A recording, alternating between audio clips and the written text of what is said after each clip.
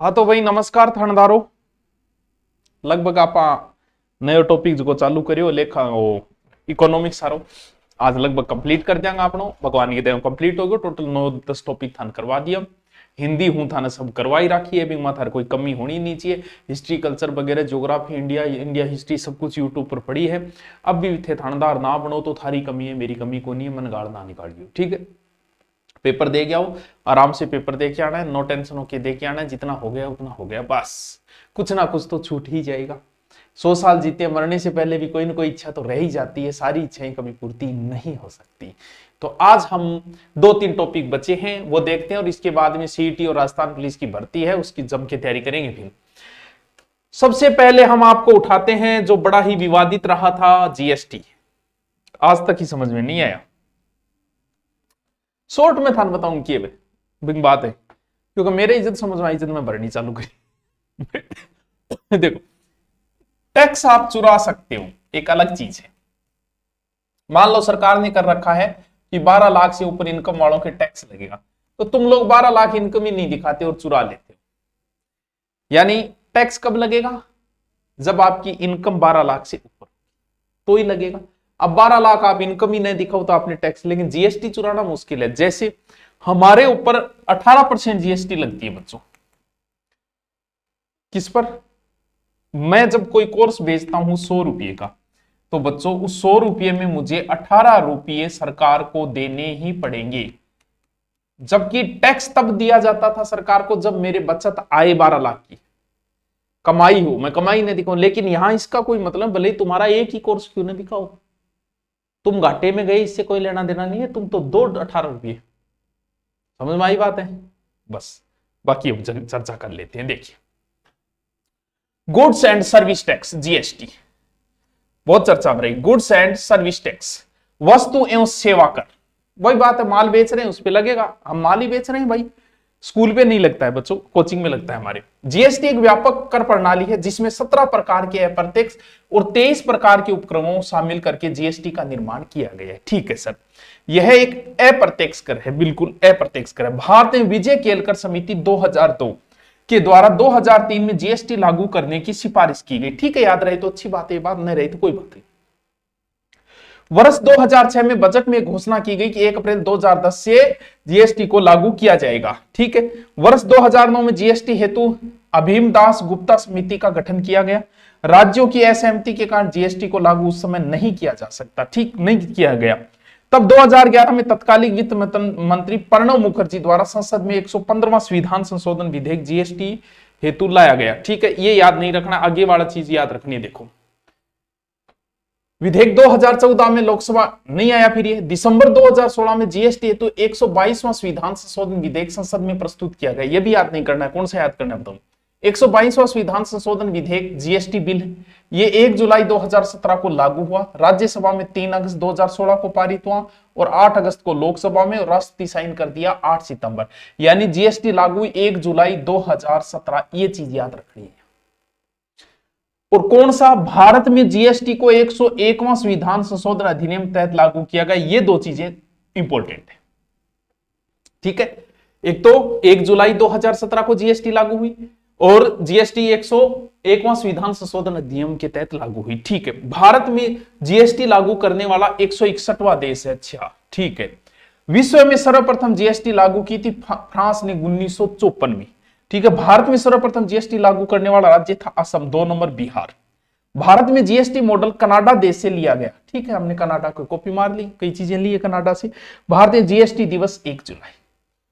यहां से कुछ इंपॉर्टेंट चीजें बाहर निकल के आती है और आपके पास आ जाती है। कौन कौन सी? जीएसटी 1 जुलाई 2017 को लागू हुई। मार्फर कितनी लागू? 18%। लागू का 2 17, ये याद रख लें। कौन सा संविधान संशोधन? 101वां संविधान। हमारे 17 लगती है, 18 लगती है, किसी पे 3 भी लग, जैसे गोल्ड पे शायद 3% ही है, तो अलग अलग है वो। ठीक है, भारत में जीएसटी लागू करने वाला 161वां देश है। भारत में सर्वप्रथम असम में लागू हुआ। जीएसटी दिवस 1 जुलाई। ये चीजें याद करने वाली। विशेषताएं याद करो तो ठीक है, नहीं करो तो कोई बात नहीं, नॉर्मल पढ़ लेते हैं।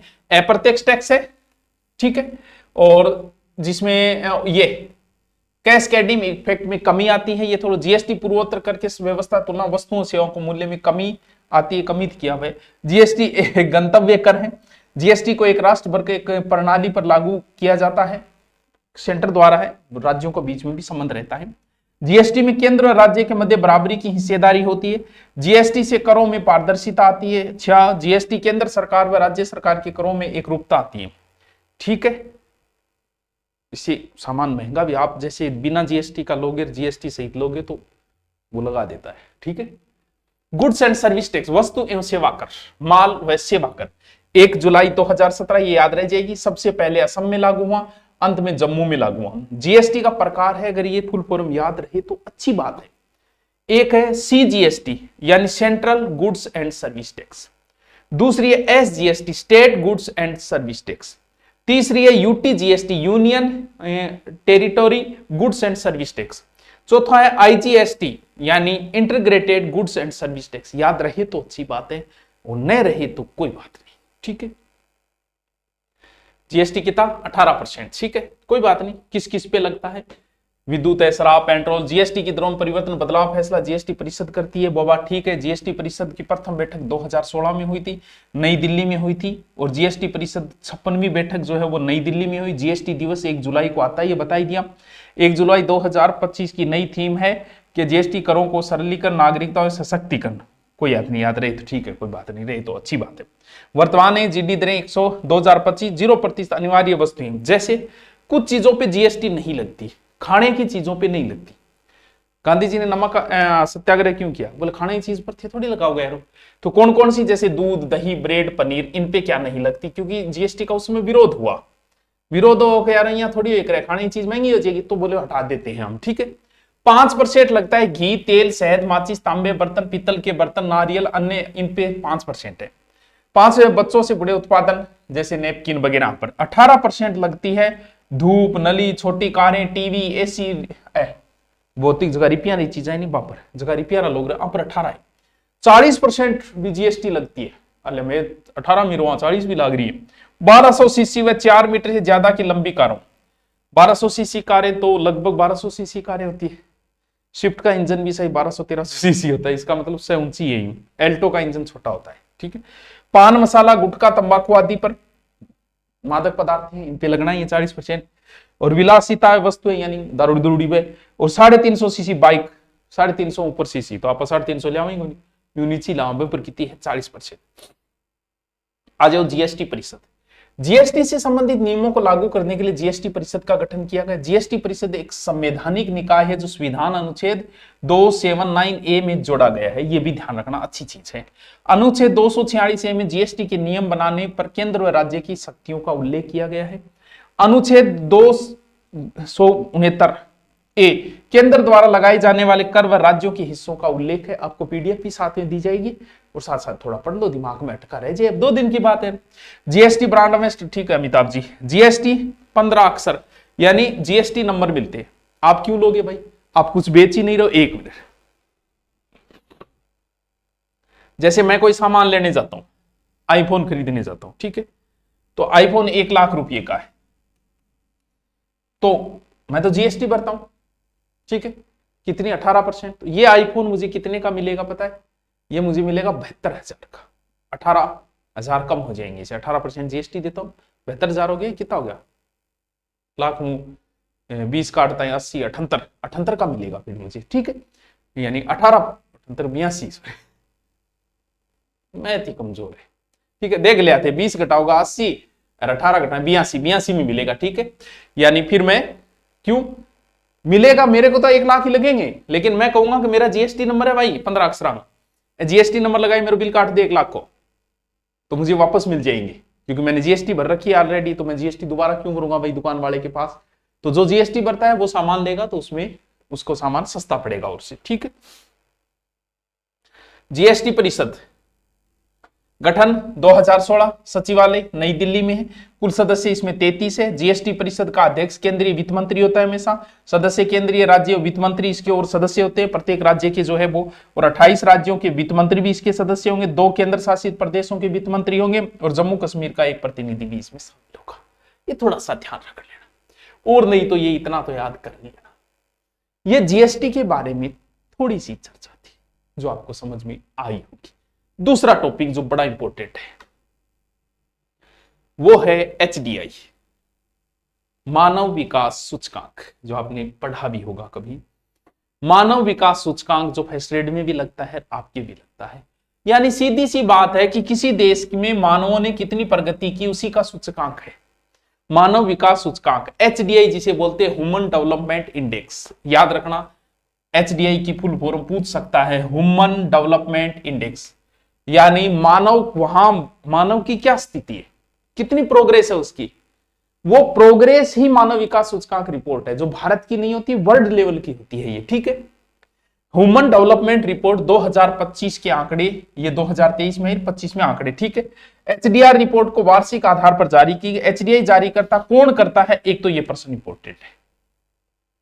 एचडीआई रिपोर्ट जो है वो यूएनडीपी यानी united national development programme 1965 New York, कौन जारी करता है, यूएनडीपी जारी करता है एचडीआई को। एचडीआई समझ गया, अभी आगे समझिए थोड़ा। ठीक है, एचडीआई का निर्माण संयुक्त राष्ट्र विकास कार्यक्रम यूएनडीपी द्वारा किया जाता है, जिसका मुख्यालय न्यूयॉर्क में है।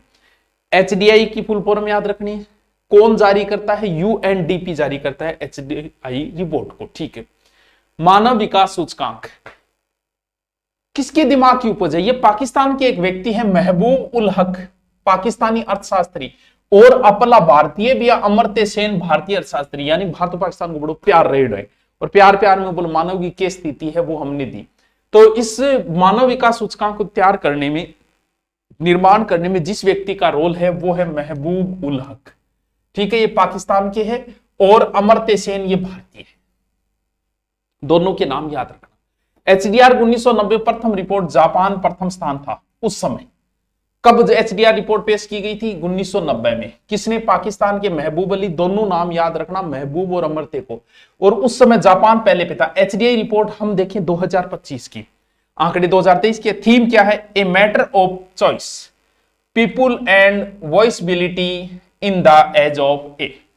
ठीक है, क्या है, एचडीआई एक गुणोत्तर माध्य देता होता है, इसमें न्यूनतम, यानी एचडीआई रिपोर्ट कितना कितना के बीच में, तो ध्यान रखियो 0 और 1 के बीच में ना है, अभी कई बार पूछ ली। जैसे भूकंप सूचकांक 0 से 10 के बीच में होता है, उसी प्रकार एचडीआई का जो रिपोर्ट होती है वो 0 और 1 के बीच में है। तो 0 और 1 के बीच में किंग याद दिया, ये तो 0.5 होगी, 0.6 होगी, 0.1 होगी। यानी ये चीज भी इंपॉर्टेंट है। महबूब अली 1990 में, महबूब अली यूएनडीपी, और 0 से 1 के बीच में होते हैं इसकी रिपोर्ट का। इन देश ने इतना अंक मिला, इन इतना, लेकिन मिलेगा कितना, 0 और 1 के बीच में। सुनने के समय बहुत कमजोर है, और ऊपर हुए तो बहुत अच्छो है, बस वो तो बेरो है ही नहीं। एचडीआई के इस मान के आधार पर, किस मान के आधार पर, 0 से 1 के आधार पर 4 श्रेणियों में बांट सकते हैं। जैसे बहुत अच्छा, तो बहुत अच्छा वह होगा जगह 800 ऊपर होगा, यानी 0.800 ऊपर 1 के बीच में, वह तो बहुत ही अच्छा है। फिर 800-700 के बीच में है, ठीक है। फिर 0.50 0.699 है, तो मध्य में, और गया गुजरिया निम्न मानव विकास सूचकांक 0.5, यानी आधा नीचे है, वह गए। बढ़िया वाले कौन से है, जो 0.800 ऊपर होगा, वो बेस्ट है। तो गुरुजी रिपोर्ट के आधार पर लिए जावे, कभी क्या चीज देखा है कोई देश की, तो कोई देश की वह 3 चीज देखेगा, एक तो भी देश को स्वास्थ्य, एक शिक्षा और एक जीवन स्तर। यह भी याद रखना, पूछा जा चुका है। जब किसी भी देश की मानव विकास रिपोर्ट, वहां के लोगों की क्या स्थिति है, यह देखने के लिए 3 चीजें देखी जाती है। वहां का स्वास्थ्य में देखेंगे उसकी एवरेज उम्र क्या है वहां के लोगों की।